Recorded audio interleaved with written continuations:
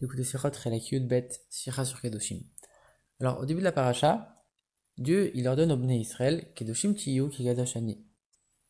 Soyez saints, parce que moi-même, Dieu, je suis saint. Et sur cette explication de qu'est-ce que ça veut dire être saint, on a trouvé deux explications qui, a priori, sont contradictoires. La première explication, la plus simple, c'est que être saint, ça veut dire être séparé des choses matérielles. Et non seulement séparé des choses matérielles, mais on dit soyez saints, parce que moi, Dieu, je suis saint. Donc on doit avoir une sainteté qui est semblable à celle de Dieu, donc une sainteté qui est sans limite, qui est au-delà de tout, qui n'a absolument aucun rapport avec les choses matérielles. Et la deuxième explication, c'est qu'on a trouvé dans la Gemara, par rapport à un autre verset dans Parashat Shmini. Ce verset, il nous dit Veit Kadishtem, vous vous sanctifierez. Et la Gemara, elle dit ça, Veit Kadishtem, vous vous sanctifierez. Ça représente les premières ablutions, Netilat Yadayim. Veitem Kedoshim, et vous serez saints. Ça, c'est Maïma Charonim, c'est les deuxièmes ablutions à la fin du repas. Donc ici, on voit que la sainteté, elle s'applique dans des choses qui sont complètement matérielles. Quand un homme, il mange, il doit se laver les mains avant et après. Donc c'est quelque chose qui est purement matériel. Première explication, complètement séparée des choses matérielles. Deuxième explication, la sainteté, elle est complètement dans le monde matériel. Alors avant d'expliquer tout ça, déjà le Rabbi rappelle que la plupart des années, les parachutes de Acharemot et Kedoshim, elles sont lues ensemble. Ça veut dire que finalement, elles ont un contenu qui est forcément lié. Et donc un enseignement qui, a priori, doit être commun.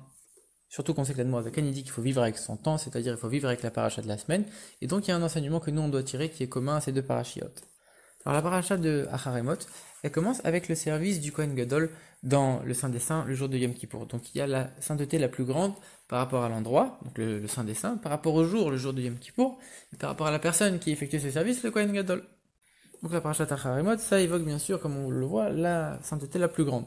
Parashat Kedoshim, c'est la même chose. On voit à plusieurs reprises que on mentionne cette sainteté du peuple juif. Kedoshim Tiyu, vous devez être saints.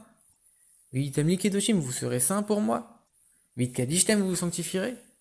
Et même le titre de la paracha, le nom de la paracha, c'est Kedoshim, c'est-à-dire que ça représente entièrement l'idée de sainteté.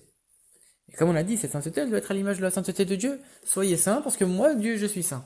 Mais a priori, ici, il y a une question évidente qui se pose. Comment, nous, qui sommes des êtres humains matériels, on peut avoir une sainteté qui est la sainteté de Dieu? C'est pas possible. Comment on peut nous demander une chose pareille? Alors, la réponse, elle est la suivante dans le verset. Kedoshim Tiyu, vous serez saints, comme si c'était un peu une promesse. Ne t'inquiète pas, tu seras saint. Kikadashani, pourquoi? Parce que moi-même je suis saint. En vérité, on sait que chaque juif, il a une neshama, il a une âme, et cette âme, c'est une partie de divinité, c'est une partie de Dieu lui-même. Et donc, du coup, chaque juif a cette possibilité d'être saint d'une sainteté équivalente à celle de Dieu. Et s'il le peut, c'est qu'il le doit. Mais seulement si on voit que d'abord on lit Acharemot après Kedoshim, c'est pour nous enseigner que pour parvenir à une sainteté telle, il faut avoir une préparation. La préparation, c'est Acharemot. Ça veut dire c'est le jour de Yom Kippour. Comme on sait que à Yom Kippour on est pardonné, c'est écrit Lifnei Hashem Titaru, vous serez purifiés devant Dieu.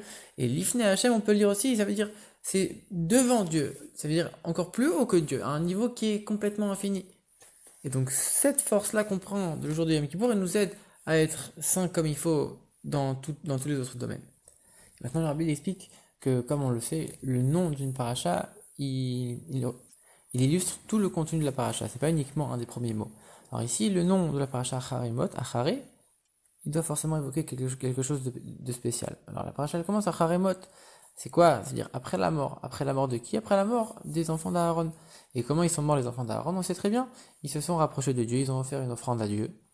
Et ils ont eu une proximité et un désir tellement profond et tellement intense dans la divinité que leur âme a quitté leur corps. Donc en vérité, c'était un niveau de sainteté, un niveau spirituel très très élevé. Et ici, la paracha, elle s'appelle Acharemot. En vérité, même ce niveau, il y a encore Acharé, il y a encore après. Il y a encore une élévation supplémentaire. En vérité, il faut savoir que même si on arrive à un niveau très très élevé, il n'y a jamais de fin. Il faut encore Acharé. Il y a encore un niveau qui est encore après. Et même si tu arrives à un niveau encore supérieur, il y aura encore un niveau supérieur de sainteté. Et c'est une élévation qui est absolument infinie, absolument sans fin. Et ça, c'est souligné aussi dans la paracha de Kedoshim. On dit Kedoshim, Tiyu, soyez saints, Kikadoshani. Parce que moi, Dieu, je suis saint. Et c'est ça qu'on explique. Ma sainteté, elle est supérieure à votre sainteté. C'est-à-dire qu'en vérité, la sainteté de Dieu, elle est complètement infinie. Elle n'a aucun rapport avec tout ce qu'on peut imaginer. Donc même si nous, on s'élève à un niveau de sainteté extraordinairement élevé, ce sera toujours inférieur à la sainteté de Dieu. Et c'est pour ça qu'en vérité, ça souligne encore une fois cette idée d'élévation de sainteté en sainteté de manière complètement infinie. Et c'est ça l'enseignement que ces parachutes elles donnent pour chaque juif et chaque juive. Il ne faut pas se suffire de ses acquis, il ne faut pas se suffire du niveau auquel on est parvenu à présent. Et il faut toujours chercher à s'élever de niveau en niveau encore et encore. Le Rabbi dit plus, il dit non seulement on doit s'élever de niveau en niveau, mais il ne faut pas que ces niveaux-là, ils soient liés les uns aux autres. C'est-à-dire qu'il ne faut pas qu'une élévation, elle soit limitée. Ça veut dire quoi? Si quelqu'un il monte une échelle, il va monter un barreau, après encore un autre barreau, après un niveau encore supérieur, mais finalement c'est une seule et même échelle. Ça veut dire que le niveau le plus haut de l'échelle, il est lié au niveau le plus bas. Et il donne l'exemple aussi avec une chaîne, le maillon le plus haut de la chaîne, il est lié avec le maillon le plus bas. C'est-à-dire que finalement, même si c'est une élévation de niveau en niveau et qu'il y a vraiment une progression, c'est quelque chose qui reste finalement limité. Et il faut que ce soit une élévation qui soit tellement élevée qu'elle ait absolument aucun rapport, aucun lien avec avec le niveau qui était celui du passé. Et le Rabbi précise que c'est pour ça qu'on lit toujours très souvent ces parachiotes entre la période de Pessah et du Homer, et entre la période du Homer, donc la période entre Pessah et Shavuot, puisque on sait que la sortie d'Égypte, ça représente la sortie de toutes les limitations. Et non seulement une sortie de toutes les limitations, mais de manière complètement infinie. Et on dit que chaque jour, un homme il doit se considérer comme s'il venait de sortir d'Égypte, pour nous dire que finalement le niveau énormément élevé auquel il est parvenu hier, et ben ce niveau-là il doit être perçu comme Mitzrayim, comme une Égypte pour lui par rapport à aujourd'hui.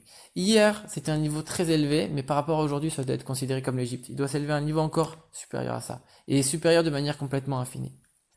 Et par ça on peut expliquer pourquoi il y a les deux explications sur le mot Kedoshim qui sont a priori qui n'ont rien à voir. Il y a la première explication, c'était une sainteté très élevée qui n'a aucune limite.